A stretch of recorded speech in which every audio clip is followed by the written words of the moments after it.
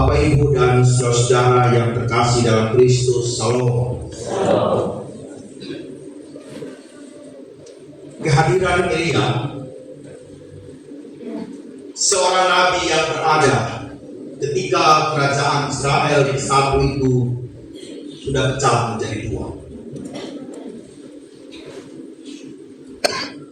Ketika ada sebuah kerajaan di Israel sana, para nabi tidak berhenti untuk bekerja, mewartakan seruan agar kebenaran Allah itu tetap ditegakkan apapun situasi yang terjadi.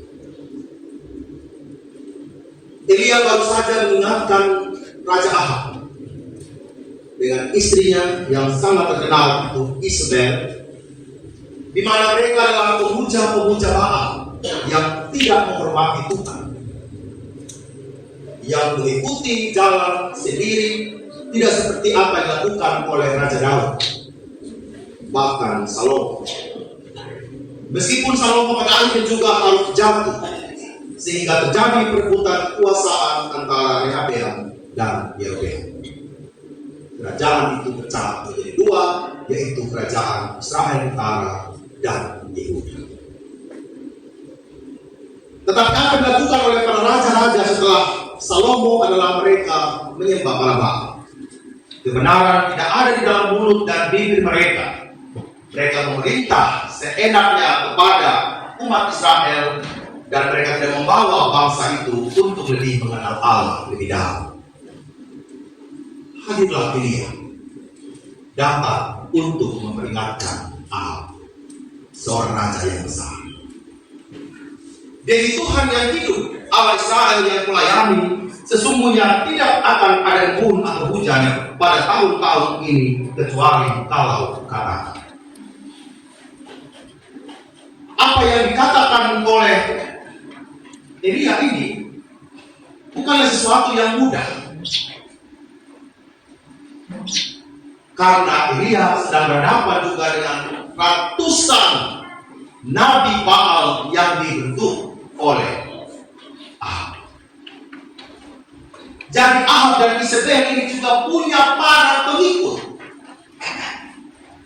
Jadi sebenarnya pada awalnya itu, baik Raja Israel maupun para nabi itu hidup itu saling berdampingan di Israel, Bapak Ibu. Saling mengingatkan satu dengan yang lain tentang tugas-tugas yang dijalankan, sehingga para raja itu tidak berjalan jauh dari kebenaran Allah. Kita ingat ya, bagaimana ketika Daud itu jatuh dalam dosa, Nabi Nathan datang untuk mengingatkan Raja Daud. Ketika Saul juga memerintah, ada Samuel yang hadir di antara mereka. Demikian juga perjalanan raja demi raja, walaupun kerajaan itu sudah pecah menjadi dua, tetapi Tuhan mau hadir di sana, mengoreksi seluruh kehidupan para raja itu. Tetapi rasa-rasanya Raja Ahab juga ini dia punya siap tandingan juga yang melebihi Elia. Elia satu orang, tapi Ahab ini menyediakan 400 orang untuk melawan Elia. Bapak Ibu, satu juga yang ikut ya, satu lawan 400. Satu orang harus berbicara atas nama kebenaran, tetapi di pihak lain juga ada bikinan dari raja ini yang 400 ini mau membawa kerajaan ini di dalam kehancuran. Bukanlah perkara yang mudah. Bagi dia, situasi ini jangan sampai kejahatan itu harus menang. Saya harus ngomong tentang ini. Ini negeri ini harus kasih kering memang. 7 tahun ya.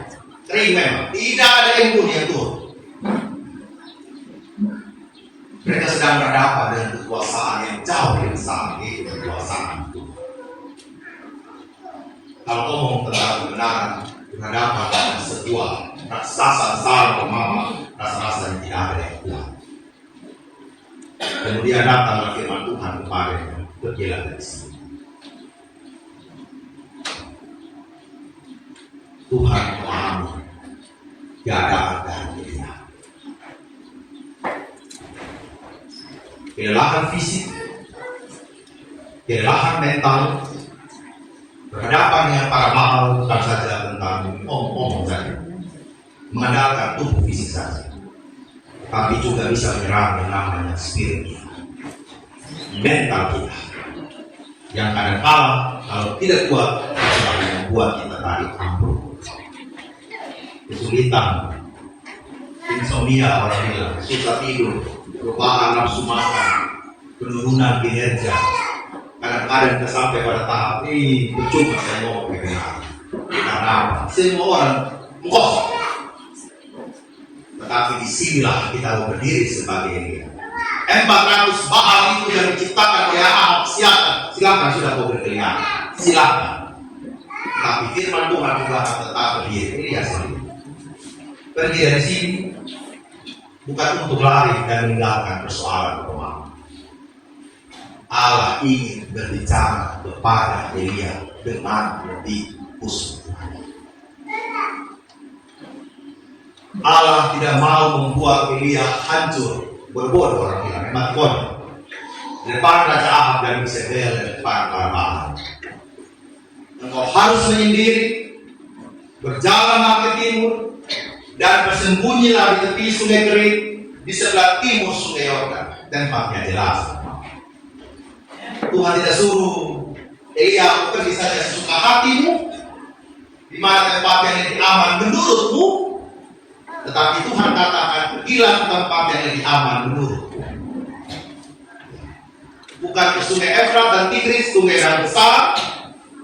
Bukan pergi ke Mesir, bukan pergi kepada kerajaan, tetapi pergi ke tepi sungai yang jauh dari segala sesuatu.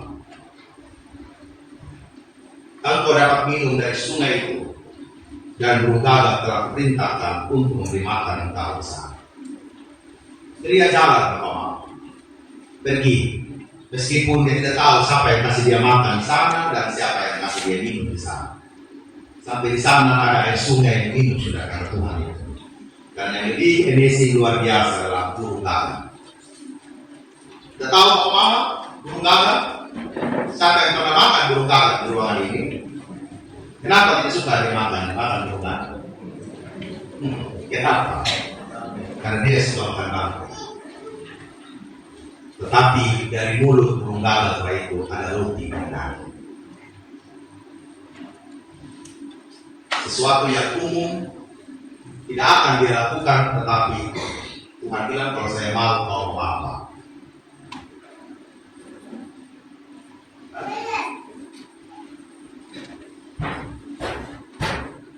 Kalau saya mau apa? Tuhan bilang sama dia. Tidak mungkin seekor burung gagak mungkin dia akan makan sekali. Saya kira Bang Eli dia makan, apalagi roti dan daging yang enak. Tidak.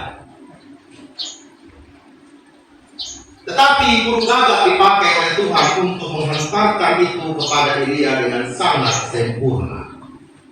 Burung gagak tidak memberikan hal yang sisa bagi Elia. Ya. Allah sendiri yang akan memelihara dan melindungi Elia.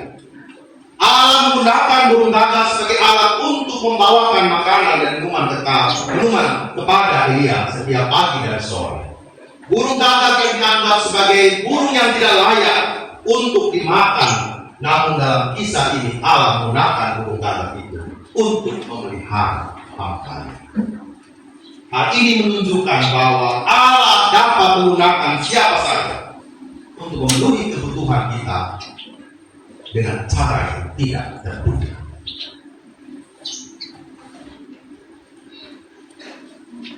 Bapak, Ibu, dan saudara-saudara yang terkasih dalam Kristus, pertanyaan pentingnya bagi kita hari ini adalah, apakah kita memahami pemeliharaan Tuhan yang tiada terakhir? Apakah saya dan Bapak Mama benar-benar ada dalam pemahaman bahwa Tuhan itu baik setiap hari kepada kami, seperti nasi pembimbing kami, selalu baru setiap hari. Meskipun Ahab dan Nabi Baal ingin menutup jalan dari Elia untuk melayani, tetapi bagaimana Allah membuka jalan pemeliharaan itu kepada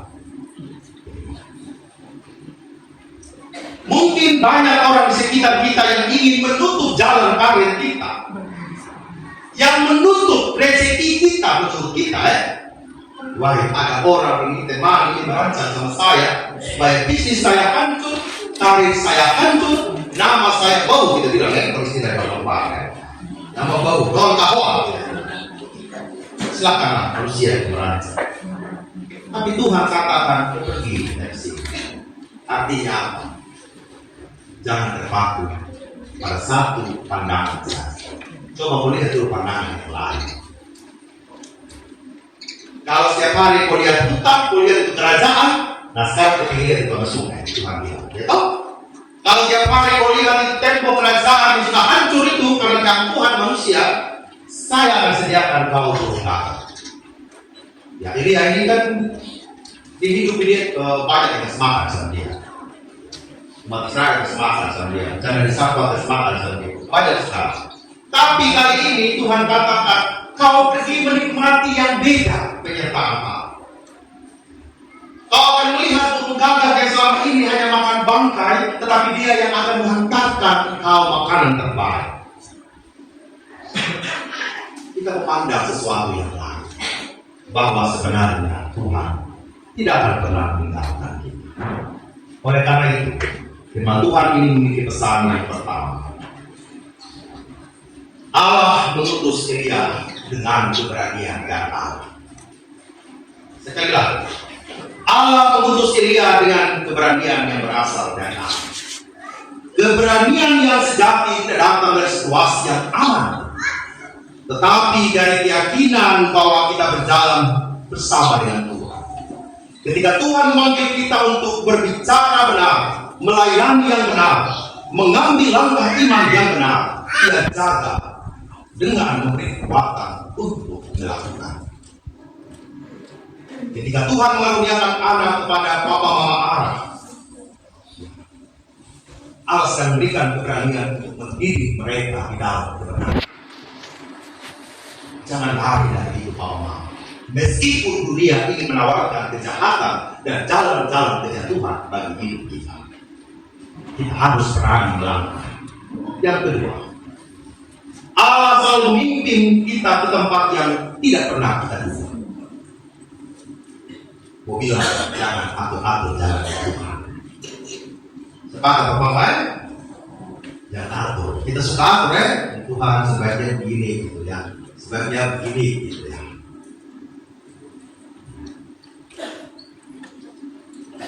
Kita harus melihat bagaimana jalan Tuhan. Dia akan menjaga kita di tempat yang terduga dan Dia menghantarkan kita ke sana juga dalam kekosongan. Tuhan tidak mengantarkan Elia kau kosong dan di sana, tidak. Tuhan menyediakan pemeliharaan yang sempurna bagi Elia. Tiga, Allah memberi pemeliharaan yang ajaib. Tuhan tidak pernah kehabisan cara untuk menolong kita semua. Amin. Ketika satu sumber tertutup, Ia membuka sumber yang lain yang tidak pernah kita duga. Pemeliharaan Allah tidak selalu datang seperti yang kita harapkan dan inginkan, tetapi selalu tepat waktu dan sesuai dengan kebutuhan kita. Allah hadir bukan untuk memenuhi keinginan-keinginan kita. Allah hadir untuk memenuhi kebutuhan-kebutuhan kita. Yang keempat, pemeliharaan Tuhan terjadi selama kita tetap di tempat yang Dia tuju. Sekali lagi, pemeliharaan Tuhan terjadi selama kita tetap di tempat yang Dia tuju. Jangan mengkiri ke kanan Bapak, meskipun jalan itu sulit. Dengarkanlah suara Tuhan dalam kehidupan kita. Bapak Ibu, marilah kita melangkah bersama dalam seluruh perjalanan iman bersama ini. Pemeliharaan Tuhan yang tiada berakhir itu akan menjaga kita. Amin.